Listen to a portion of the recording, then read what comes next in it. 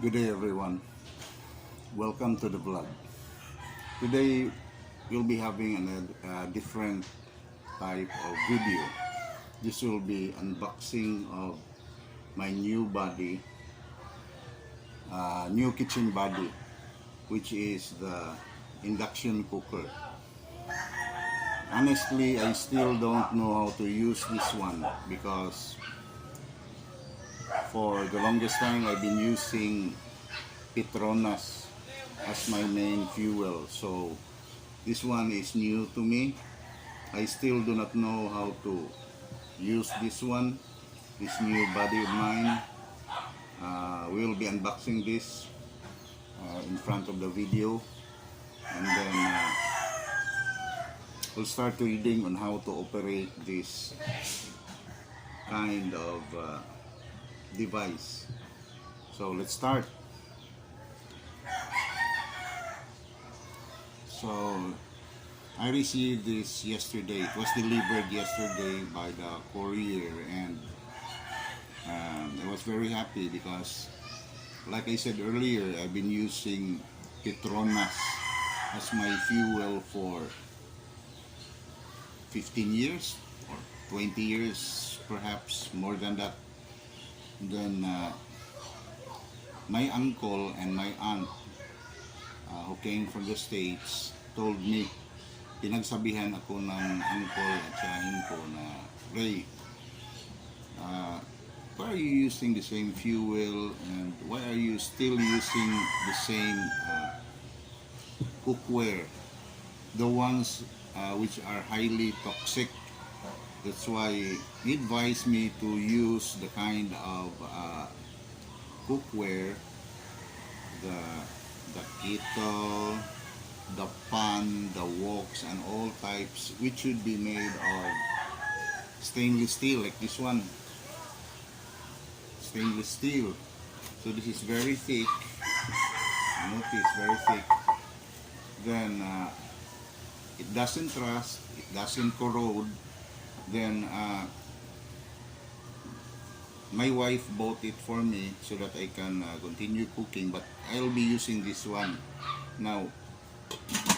I'll put this aside for a while because we need to talk about the new kitchen body that I received yesterday. This is the so-called induction cooker, which we will be unboxing right now. This one. So it's good for cooking. The maximum wattage is 1300 watts, but you can adjust the power level depending on the kind of temperature that you require, and that will also depend on the kind of dish that you wish to cook. So there are 8 power levels. 8 power levels, automatic shut off, overheat protection function, and 3-hour timer. So let's start to unbox this one.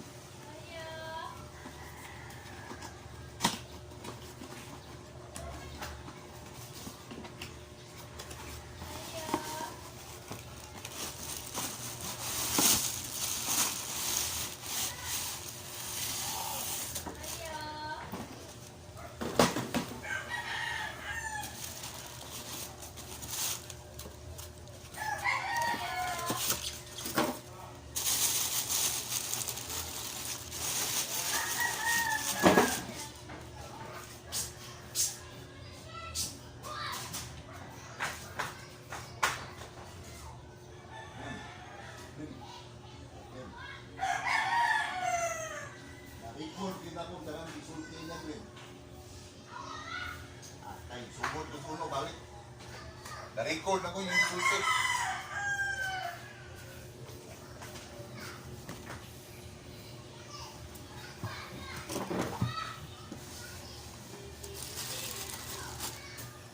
Okay, so sorry for the disturbance because just got a visitor is calling at the doorstep because something probably very important. So anyway, let's continue.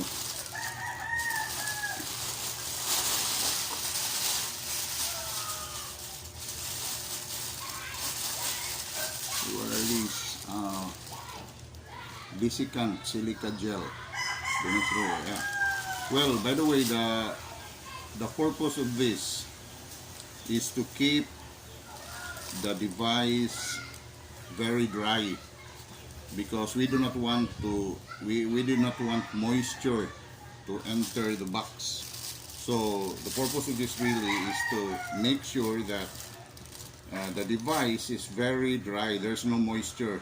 That's why we need to put at least 2 of these. Now this is the US Tradition Induction Cooker Instruction Manual.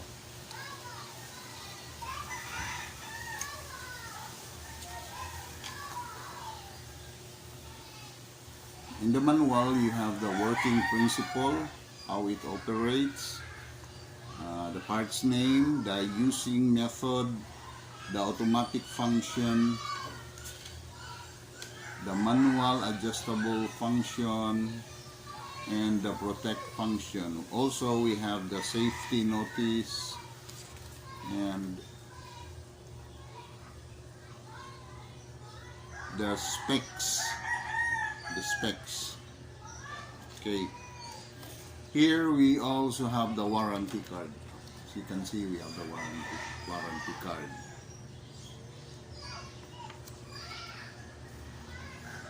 So here we are, US Tradition Induction Cooker.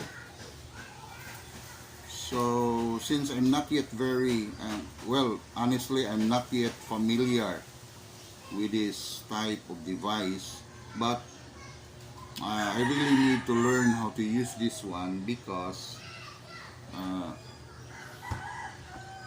it is very important that we must use, we can use fuel, we can use, in fact we can use firewood, we can use gas, fuel, but my uncle told me that as we continue to grow, as we continue to age, there are a lot of toxins that will enter our human body. So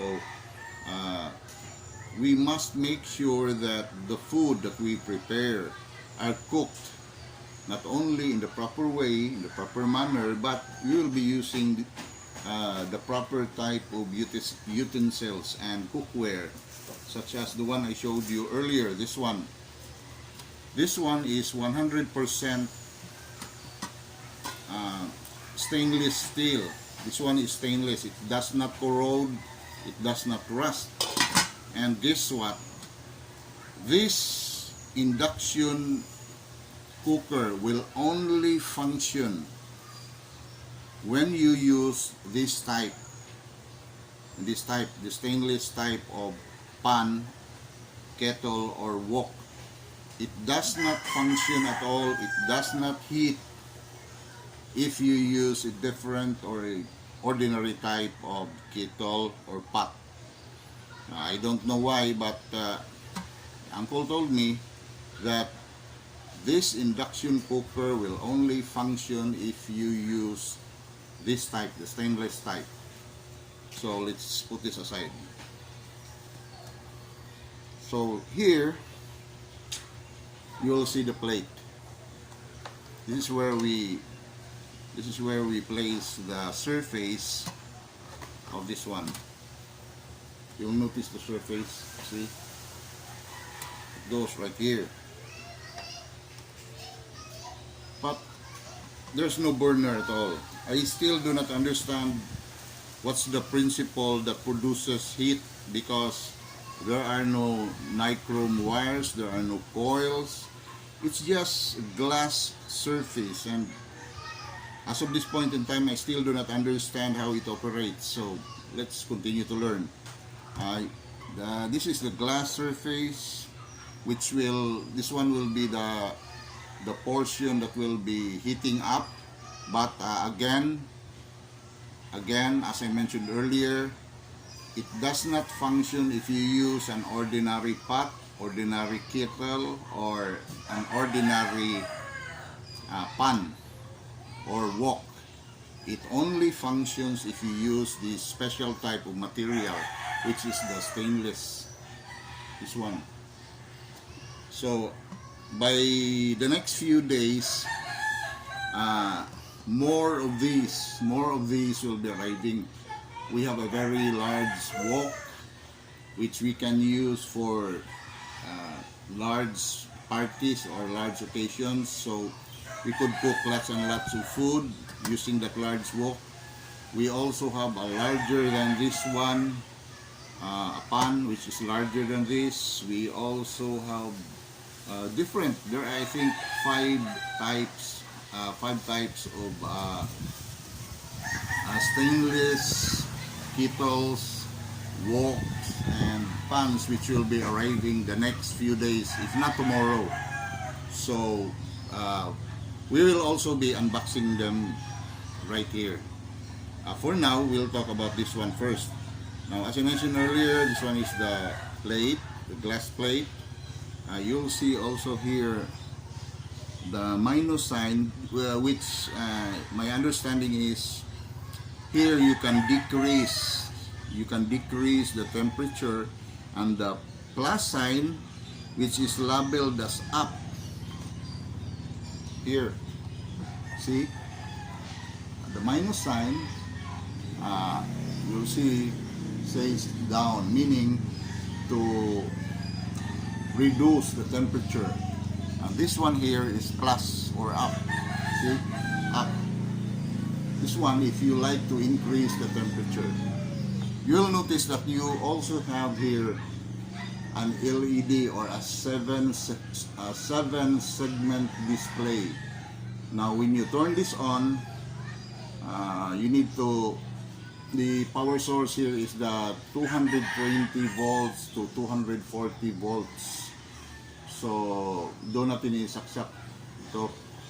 And then this one we like, the 7 segment display we like. It will be 0, there will be 4 zeros. So if you add this one here, add to the temperature, I think this one will increase. Anyway, let's continue learning how to operate this one.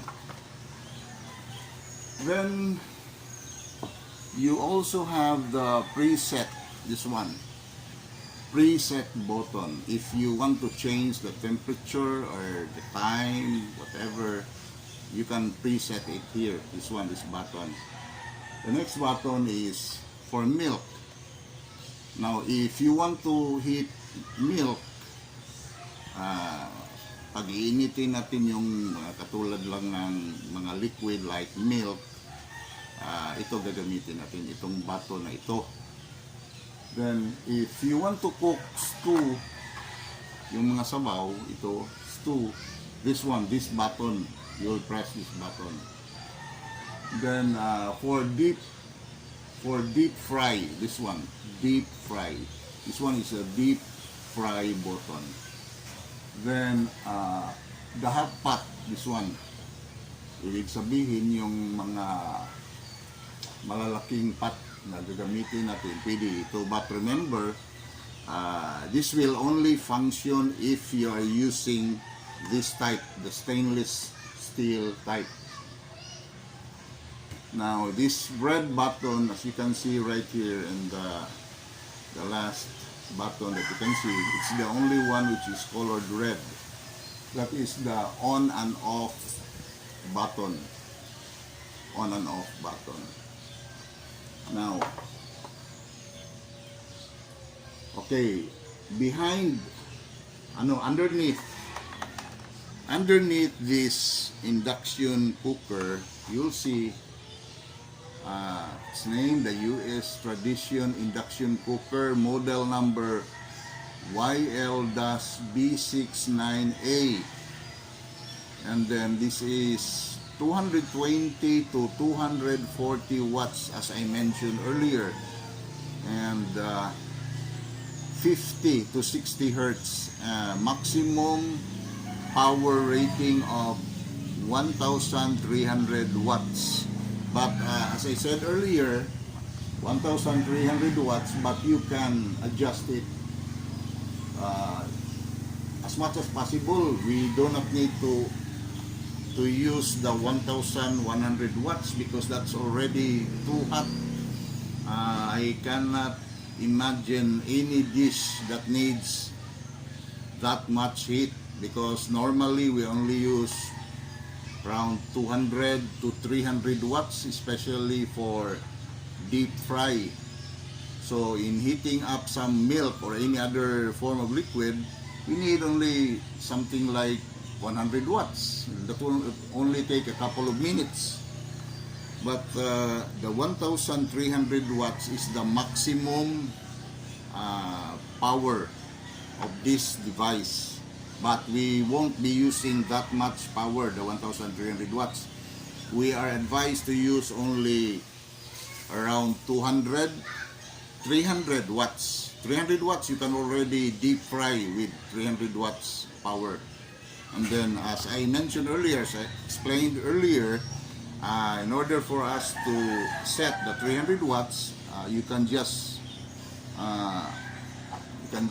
press this button here, the preset, and then you can press the plus sign. So when you press the plus sign, this 7-segment display will increase into the desired wattage that you require or you set. So I think it's very easy to use, but I haven't tried this one yet. I haven't tried to use this kind of device yet. Here below is a fan, and I see a printed copper board underneath the fan. So I think this one is purely electronics. See, there is an exhaust fan. This one is a blower that absorbs all the heat inside this device, the heat that is accumulated inside the device, and blows it out so that the temperature of the device will be maintained in safe temperature. So I think that's the very basic explanation about how to use the device. I think the device is only very easy to use, but the next few days I'll be testing this one. I'll try to cook some very simple dishes like I usually do, and I'll demonstrate, I'll show it to you, so that if you want, you can buy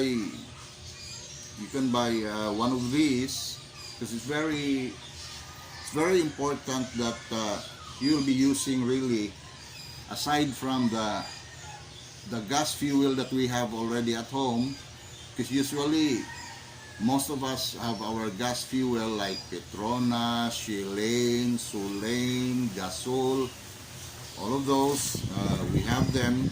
We also have firewood, lots and lots of firewood, but this one we can use exclusively for materials or for cookware such as these, because this one, the stainless steel frying pan, will only this one will only function if you use this special type of material, the stainless steel. And you can't use this stainless steel using firewood as fuel, because you'll just destroy the surface of this, and this one is quite expensive. So I'd rather use this one if I will be using this. And like I mentioned a while ago, that my uncle and my aunt, pinagsabihan ako ng uncle ko, sabi nila, Ray, as we continue to age, marami ng toxins ang papasok sa katawan natin.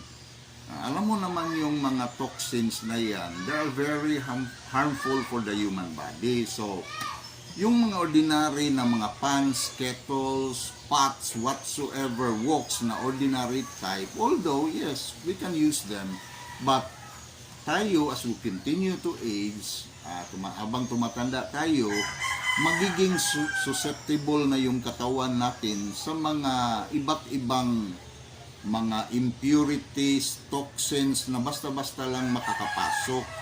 And then this one is non-corrosive.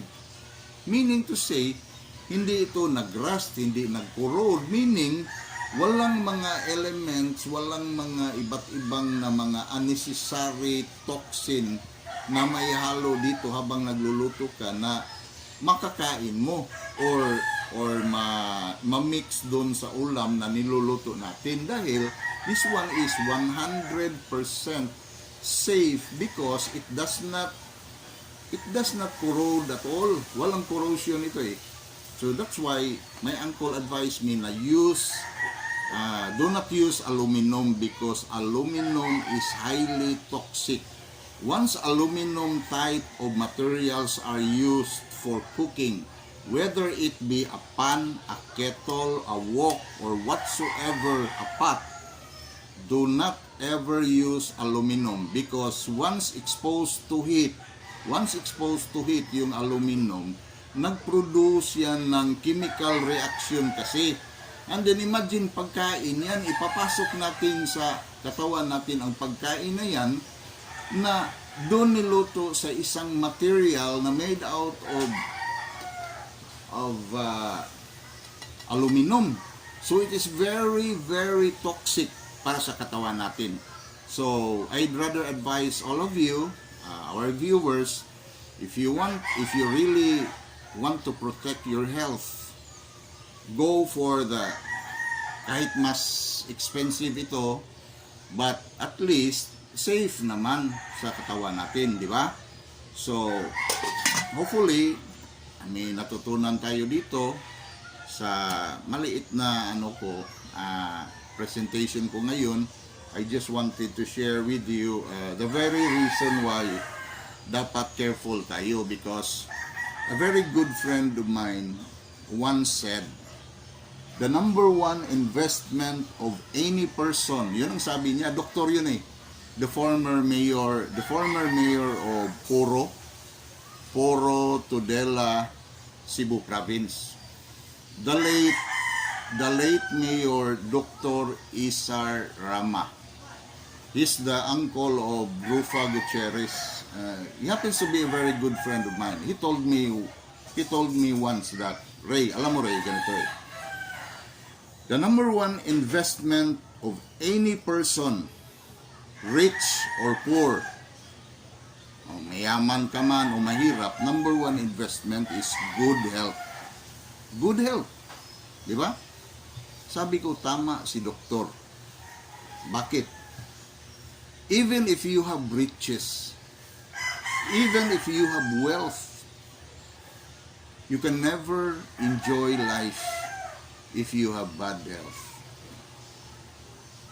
You can never live long if you have bad health.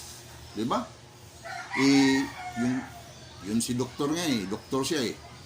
He was the one who advised me. He was the one who told me na Ray, the number one investment of any person, rich or poor, is good health.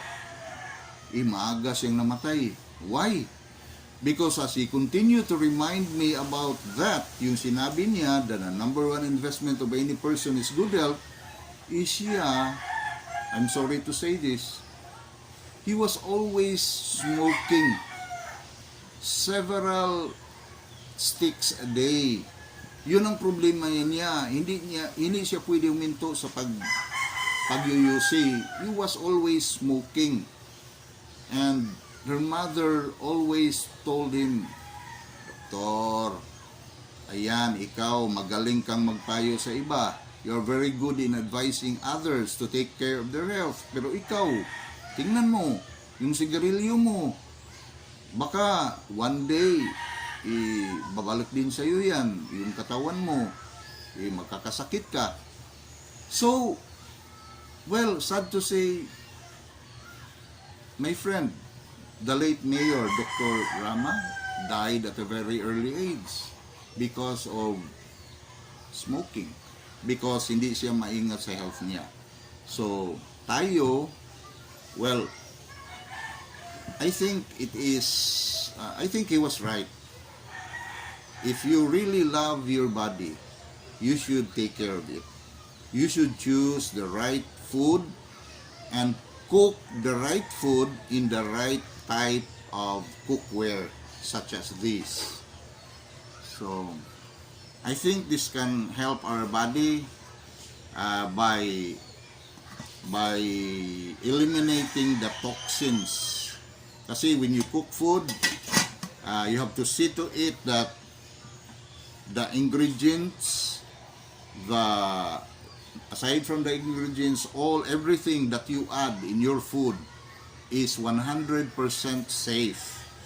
And what good will it be kahit safe lahat ng ingredients mo, ang ginamit mo naman na mga utensils at saka cookware mo, hindi katulad nito.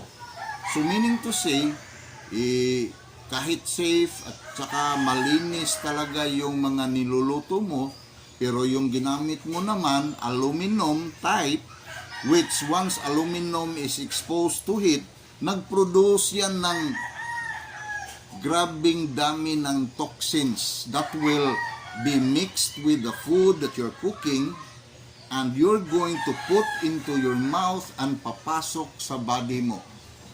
Bad news niyan sa atin. So, I just hope you learn something from our video today. The next couple of days we'll be uploading another video which will be related with the ones which I am waiting, yung mga kasama nito. We have a very large wok. Yung malaking wok na yun will be capable for cooking a dish for large parties already.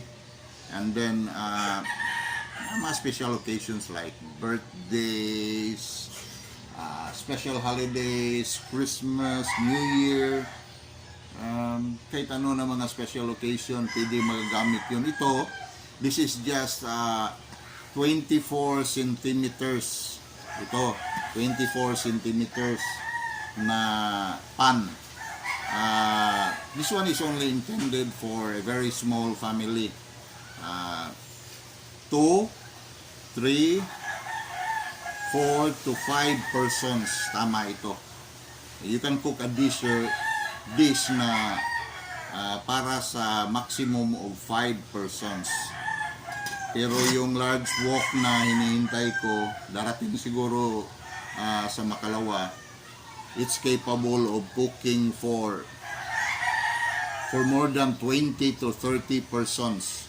So, malaki talaga. Then, aside from the large wok, there are also some pots. Merong pan na malaki, mas malaki pa nito. I think there are 4 to 5